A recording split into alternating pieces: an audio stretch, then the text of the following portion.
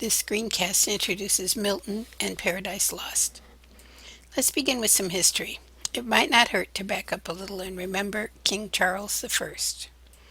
While he was on the throne, even within the Protestant sector, there was growing unrest between the Puritans and their Anglican counterparts.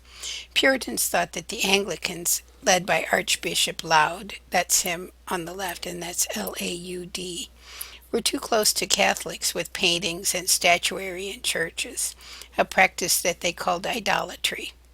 Likewise, as I said before, the Puritans were also very suspicious of Charles because of his Catholic wife. After Charles had abolished Parliament at one point, he had to reconvene it in 1640 so that he could institute some new taxes.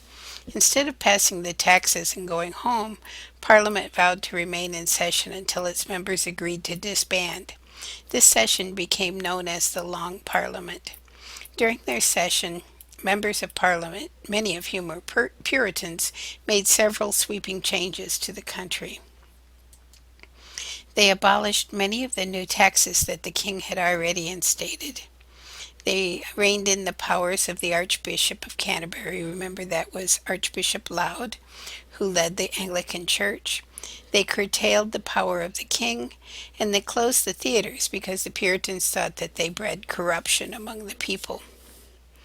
In 1642, Parliament went to war with the king, plunging the country into a civil war. During the war, the Puritans went about defacing much of the statuary in the Anglican churches. I took this photo of a tomb in Exeter Cathedral to show just how much damage was done to the artwork during the war. Look at all the cut marks on the neck down here. It's as though they were trying to behead him. Of course, the nose went very quickly when they go to deface a statue, but other than that, they carved their names into it, just made general marks to try to deface it as much as possible. The war ended with the execution of Charles I on January 30th, 1649.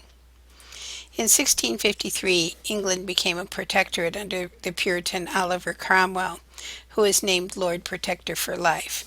Well, unfortunately for him, his life only lasted another 5 years. When he died, his son took over as Lord Protector for a while, but he wasn't the leader that his father was. So, in 1660, Parliament voted to restore the monarchy.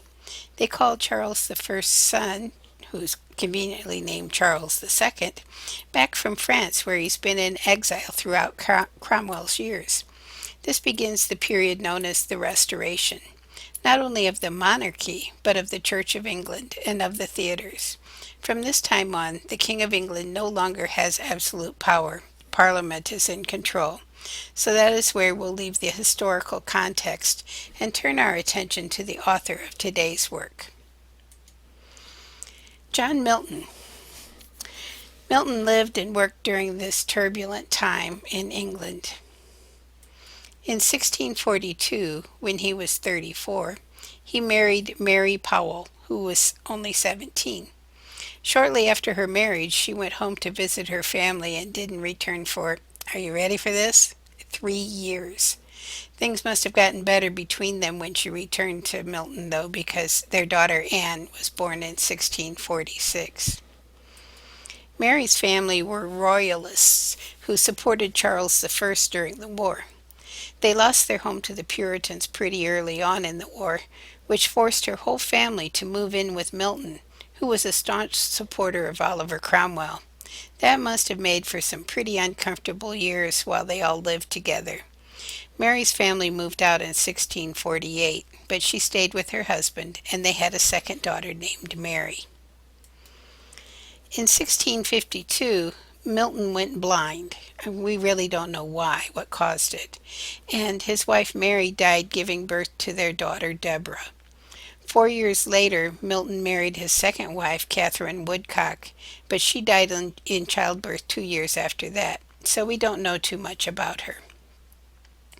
Milton was appointed by Cromwell to be the Secretary for Foreign Tongues, a very high position in his government, since Milton was supposed to translate all of the correspondence that came in from foreign dignitaries.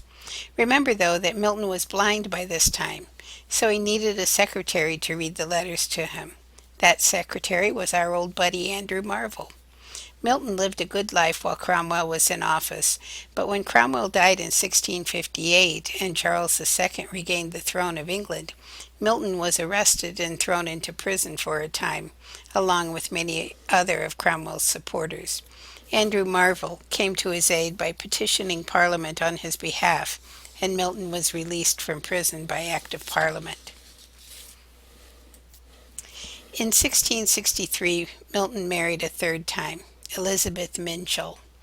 This is the time in his life that he's starting to write Paradise Lost. And it's really amazing how he did it, because remember, he was blind. So he would compose the verses in his head at night and then dictate to his daughters during the day, and then they would write it down. This dictation process was the source of inspiration for many artists. This particular depiction I like because it has Adam and Eve being expelled from the Garden of Paradise in the background, just kind of a little tip of the hat to Paradise Lost. Uh, in this image, all of the daughters are paying close attention to Milton's dictation. Uh, and you can see this girl here is writing down what he has to say. In this one, though, I really have to wonder about this girl on the left. She looks pretty much like an airhead to me. I don't know. Maybe I might be judging her too harshly. But as you can see, the one in the middle, and boy, there's no doubt about that. Milton is blind in this one. Anyway, Milton had a very specific reason for writing this text. During the 17th century, there was some serious doubt about whether the English language had an extensive enough vocabulary that it could be used to compose great literature in the epic style of Homer and Virgil. There were people who thought that English was destined to just be the everyday language of peasants, and that great literature would have to be written in either French or Latin. Milton, on the other hand, had great faith in the language and decided that it was time to create the first epic poem ever written in English. Now, I have to argue with that because I think Beowulf was, but this is the general story. So, when he first decided to write his epic poem, he thought he might write about King Arthur and his court. But when he realized that Arthur was a fictional character rather than a historical one, he decided to go with an epic poem about Satan's fall. Thus was Paradise Lost born. It was published in 10 books, what we'd call chapters, in 1667, and it was an instant success. It is an epic poem, a long and highly stylized narrative poem celebrating the heroic achievements of its hero, like the Iliad or the Odyssey. The problem comes with the idea of a hero. As you read the text, think about whom Milton is portraying as a hero. Finally, watch for these characteristics of epic poetry while you read. Since we are only reading the first 2 books, remember there are 10 in all, every one of these features won't be included. See, though, how many that you can find. First comes elevated language. In other words, it's not your everyday language. It's going to be really formal language. And you're going to find that everywhere in the text. You don't have to look for it. Next is invocation of the muse. In, Greek and Roman poetry, epic poetry, they would always call upon the muses to inspire their work. Who does Milton call upon for inspiration? There's always a dream message from the gods. In other words, the gods speak to the character in his dreams. There's the arming of the hero for battle, and that's kind of like what we saw in Gawain when they are putting his armor on him before he leaves on his quest. The hero often makes a sacrifice to the gods. There is an exhortation to the troops, and this is a speech to the troops urging them on to proper behavior during combat. This would be like Wiglaf's speech in Beowulf. You also find single combat. The hero fights one-on-one with the enemy. That would be like Beowulf and Grendel fighting. There's an epic feast, usually after such a battle, and that's always to celebrate the hero's victory. Most epic poems include a journey to the underworld. Well, obviously, we have that in this poem, so no reason to go there. We have general combat, and that's kind of a general melee between armies. It would be kind of like you saw with Arcita and Palamon in the Knight's Tale. Um, you have intervention of the gods, and that's just kind of like the gods made the horse trip in the Knight's Tale after the great melee. And then finally, you have apotheosis. And apotheosis is transformation into a god. The hero achieves divine status at the end and becomes godlike. So watch for these things as you read Book One of Paradise Lost. And we'll talk to you when you finish with that.